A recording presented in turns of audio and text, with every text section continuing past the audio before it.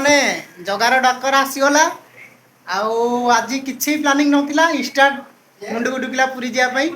ଆଉ ବର୍ତ୍ତମାନ ପାଇଁ ଆମେ ପୁରୀ ବାହାରିଲୁ। ଚାଲନ୍ତୁ। ଖରାରେ ମାନେ ତାତି ଯାଇଥିବ ଟୋଟାଲି ବାଇକ୍।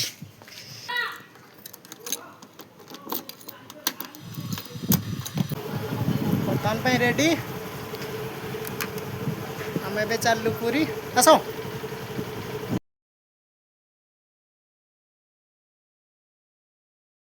ଫାଇନାଲି ଆମେ ଆସି ପହଞ୍ଚିଗଲୁ ପୁରୀ ସି ବିଚ୍ ପାଖରେ। ଆଉ ସେଠି ଆମେ ଗାଡ଼ିଟା ପାର୍କିଂ କରିଦେଇକରି ଗଲୁ ଗୋଟେ ମାଉସୀଙ୍କ ପାଖରୁ କାକୁଡ଼ି ଖାଇବା ପାଇଁ। ଚାଲନ୍ତୁ ଦେଖିବା ମାଉସୀ କଣ କହୁଛନ୍ତି। ମାଉସୀ କେତେ ଲେଖା କାକୁଡ଼ି? କୋଡ଼ିଏ ଜଣ 30 ତିନିଟା ପଟେ। ଦିଟା 30। ମାଉସୀ ଲଙ୍କା ଲୁଣ ପକେଇ ବଢ଼ିଆ ଆଗରେ ବନେଇକି ଦେଲେ। ଦେଖନ୍ତୁ କାକୁଡ଼ିଟି କେତେ ସୁନ୍ଦର ଦେଖାଯାଉଛି। ଆଉ ମୁଁ ଆକୁ ଖାଉଛି ଦେଖନ୍ତୁ ବହୁତ ବଢ଼ିଆ ହେଲା। ଆଉ ଆମେ ଏଇଟାକୁ ଖାଇସାରିଲା ପରେ ତାପରେ ଗଲୁ ପୁରୀ ସି ବିଚ୍ କୁ। ବିଚ୍ ପାଖକୁ ଯାଇକିନା ଆମେ ପହଞ୍ଚିଗଲୁ। ଆଉ ମୋ ସାଙ୍ଗ ମନା କଲା କହିଲା ମୁଁ ପାଣିରେ ଯିବିନି। ସେଥିପାଇଁ ସେ କୂଳରେ ବସିଲା ମୁଁ ଗଲି ପାଣିକି। ଦେଖନ୍ତୁ ପାଣି ଭିତରକୁ ମୁଁ ଆସିଲି। ଛୋଟ ଛୁଆଙ୍କ ଭଳି ପାଣିରେ ବି ଖେଳିଲି। ଗୋଡ଼ କେମିତି ଦେଉଛି ଦେଖନ୍ତୁ। ଆଉ ବେଶୀ ଭିତରକୁ ଯାଇନି। ମୋତେ ବି ପାଣିକି ବହୁତ ଡର ଲାଗେ। ଆଉ କୂଳରୁ କିନା ମୁଁ ପଳେଇ ଆସିଲି ଖାଲି ଗୋଡ଼ଟା ଧୋଇକିନା ସେଇଠୁ ପଳେଇ ଆସିଲି। ଦେଖନ୍ତୁ କେମିତି ଛୋଟ ପିଲାଙ୍କ ଭଳିଆ ମୁଁ ଖେଳୁଛି ଏଇଠି।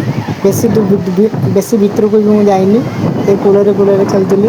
ତାପରେ ମୋ ସାଙ୍ଗକୁ ଡାକିଲି ମୁଁ କହିଲି ଆଇ ତମେ ଆସ। ଭାଇ ଜମା ଆସିଲାନି। ଆଉ ସେ ସେଇଠି କୂଳରେ ବସିଲା। ସେ ସେଇଠି ବସିଛି ଦେଖନ୍ତୁ। ଆଉ ଏପଟେ ମୁଁ ମୋର ଏକୁଟିଆ ପାଣିରେ ଆସିଲି। ପାଣି ଟିକେ ଛିଞ୍ଚି ହେଇଗଲି। କାରଣ କଥାରେ ଅଛି ନା ଜଗନ୍ନାଥ ମନ୍ଦିରକୁ ଯିବ ମାନେ ସମୁଦ୍ରରେ ଆଗ ଗାଧେଇକି ଯିବ। ତାପରେ ଟିକେ ଷ୍ଟାଇଲ୍ ଫାଇଲ୍ ମାରି ମୁଣ୍ଡରେ ଟିକେ ଚୁଟି ଫୁଟି କାଟିକି କରି ତାପରେ ଚାଲିଲୁ ଆମେ କୋଉଠିକି। ତଥାପି ମୁଁ ଆଉ ଟିକେ ମନ ଭଲ ନଥିଲା। ମୁଁ ଆଉ ଟିକେ ଖେଳିଲି। ତାପରେ ଖେଳି ସାରିଲା ପରେ ଆମେ ଚାଲିଲୁ ଜଗନ୍ନାଥ ମନ୍ଦିରକୁ। ସେଠି ତ ଆପଣମାନେ ଜାଣିଥିବେ ମନ୍ଦିରରେ ବିଲକୁଲ କ୍ୟାମେରା ଆଲାଉଡ଼୍ ନାହିଁ। ତ ଆମେ କ'ଣ କଲୁ ନା ଗାଡ଼ି ଡିକିରେ କ୍ୟାମେରା ରଖିଦେଲୁ। ତାପରେ ଚାଲିଲୁ ମନ୍ଦିର ଭିତରକୁ।